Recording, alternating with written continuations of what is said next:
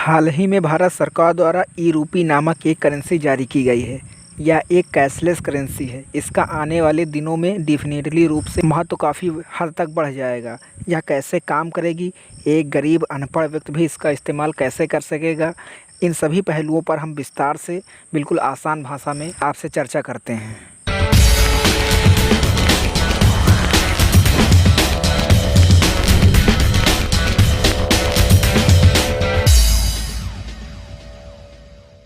नमस्कार, मैं दीप सेन गौतम। आज के वीडियो में आपका स्वागत करते हैं।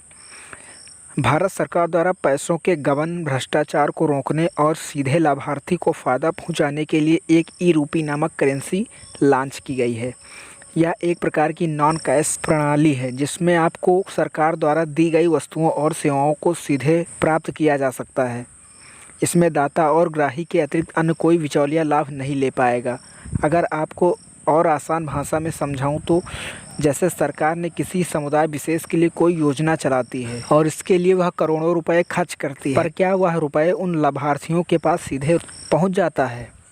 नहीं, सरकार और लाभार्थियों के बीच में अनेकों स्थान पर इसका बंटवारा होता है जिसमें वह अधिकतर पैसा रास्ते में ही गबन हो जाता है। ठीक उसी प्रकार से यदि किसी बीमारी से ग्रस्त व्यक्ति को आर्थिक मदद पहुंचाने के लिए सरकार द्वारा कोई सहायता दी जाती है तो क्या वह व्यक्ति उस पैसे का सही से इस्तेमाल करता है? बिल्कुल भी नहीं करता है। वह उस पैसे से थोड़ी बहुत दवाई लेता है और उसके बाद उसका शराब पी लेता है या इधर उधर पैसे कर देता है। परंतु इस प्रणाली से समस्त प्रकार की गतिविधियों पर लगाम लग जाएगी। अगर आप किसी गंभीर बीमारी से ग्रसित हैं और सरकार आप सहायता देना चाहती है तो आप उस पैसों का उपयोग केवल दवाई के लिए ही कर पाएंगे।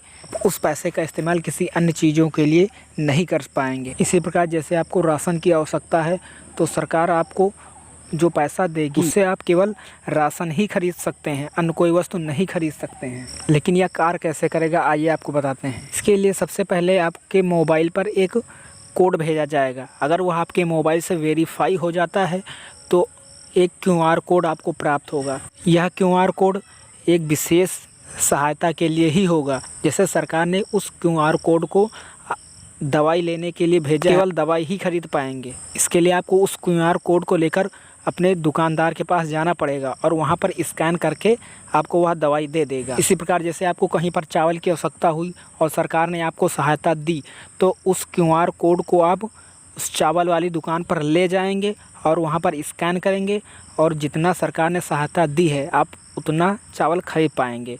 पहले क्या होता था, सरकार पैसा देती थी और उसका बीच में भारतीय पैसा इधर उधर कर देता था।